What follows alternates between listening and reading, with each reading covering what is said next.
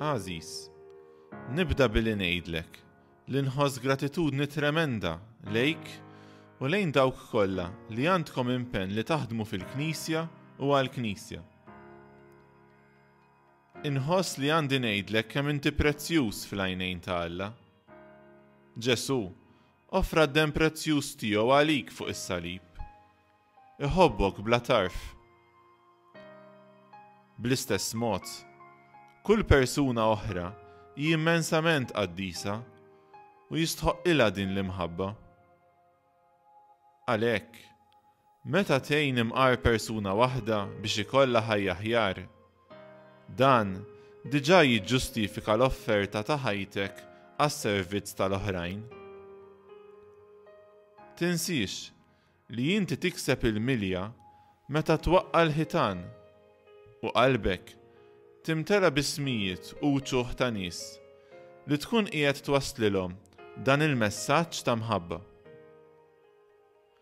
Nixtieqek għalhekk li tot ruħek is-siġillat u mmarkat għal din il-missjoni li ġġib id-dawl, barka, ħajja mill-ġdid, fejqan u libertà lill-oħrajn. Inkompli nħeġġek biex ma tingħalaqx fik innifsek, imma toħroġ lejn l-oħrajn, speċjalment lejn dawk avdati taħt il-kura tiegħek. Żomm il-missjoni tiegħek iffukata fuq Ġesu u l-impenn tiegħek lejn il-fqar li tiltaqa' magħhom, lejn dawk b'riskju li jiġu mwarrbin mis-soċjetà. Inħeġġek sabiex tul dan ir-randan tkompli tikkontempla b'imħabba l-Evanġelju. Oqgħod tpaxxa bil-qari tal-paġni tiegħu, speċjalment fil-laqgħat tagħkom bejnietkom. Dan hu l-ikbar inċentiv biex taqsmu mal-oħrajn. Jekk tieħu din l-attitudni, iż-żbuħija tiegħu għandha tagħġbek. Biex dan jiġri, jeħtieġ li terġa' tilbes spiritu kontemplattiv li jista' jgħinek tirrealizza mill-ġdid li aħna ġejna fdati b'teżor li għamilna aktar umani u li jgħinna ngħixu ħajja ġdida. M'hemmx ħaġa iktar prezzjuża li nistgħu nagħtu lill-oħrajn. Nifhmek li xi kultant titlef l-entużjażmu tiegħek fil-ħidma tiegħek. Però la taqtax qalbek. Ftakar li l-Evanġelju li qed tipprova twassal iwieġeb għal bżonnijiet l-aktar profondi tagħna, għax il-bniedem ġie maħluq għal dak li l-Evanġelju joffrilna, ħbiberija ma' Ġesu u l-imħabba ta' ħutna. Jekk jirnexxielek tesprimi b'mod adattat u sabiħ il-kontenut essenzjali tal-Evanġelju, żgur li dan il-messaġġ ikellem ix-xewqat l-aktar profondi tal-bniedem. Jeħtieġ li ttiem il-ħbiberija u l-messaġġ ta' Ġesu. Tesperjenza lil Ġesu tagħmel id-differenza f'ħajtek. Nafu tajjeb li b'Ġesu f'ħajjitna l-eżistenza tagħna ssir iktar rikka.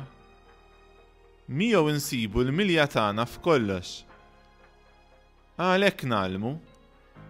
Waqt il-ħidma tagħna għandna nħossu lil Ġesu ħaj fostna. Jekk ma jkunx preżenti fil-qalba tal-impenn tiegħek, l-entużjażmu tiegħek malajr imajna, tirriskja li titlef l-enerġija, il-vitalità u l-ħeġġa. Tesperjenza dik li nsejħilha il-psikoloġija tal-qabar.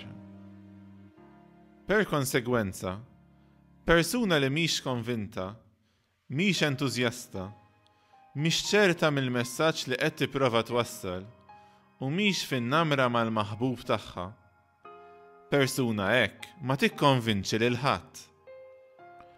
Tħallix lilek innifsek tiġi misruq mill-ferħ tal-evanġelizzazzjoni li twassal l-aħbar tal-imħabba ta' Ġesu lill-oħrajn. Nitolbok tgħix f'komunjoni ma' sħabek. Tħallix lilek innifsek tiġi misruq mill-komunità. Oqgħod attent mill-lejra.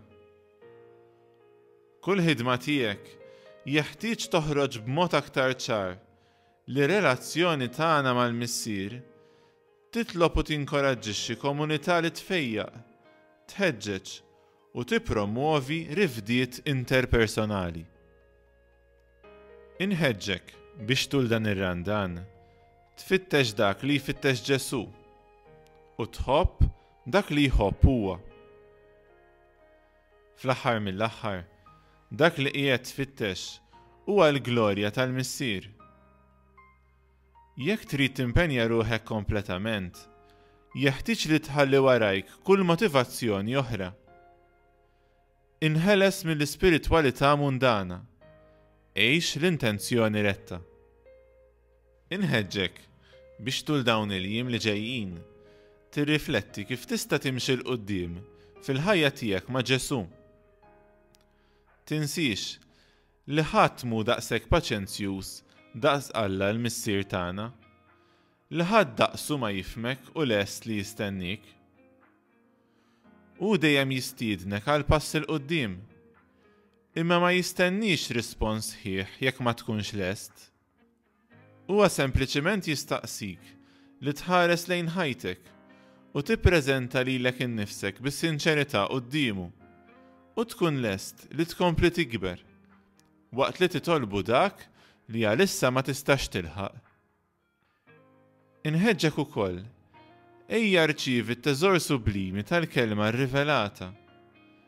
Il-kelma ta' Alla mismuha u ċċelebrata speċjalment fl-Ewkaristija issostnik u ssaħħek u tgħinek toffri lill-oħrajn xhieda awtentika tal-Evanġelju fil-ħajja tiegħek ta' kuljum. Fl-aħħar iżda mhux l-inqas, neżortak biex titlob lill-Ispiritu Santu u lil Marija jgħinuk tkun evanġelizzatur mimli bl-Ispirtu.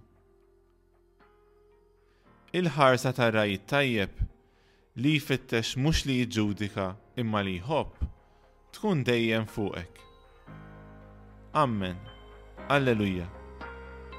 Papa Franġisku.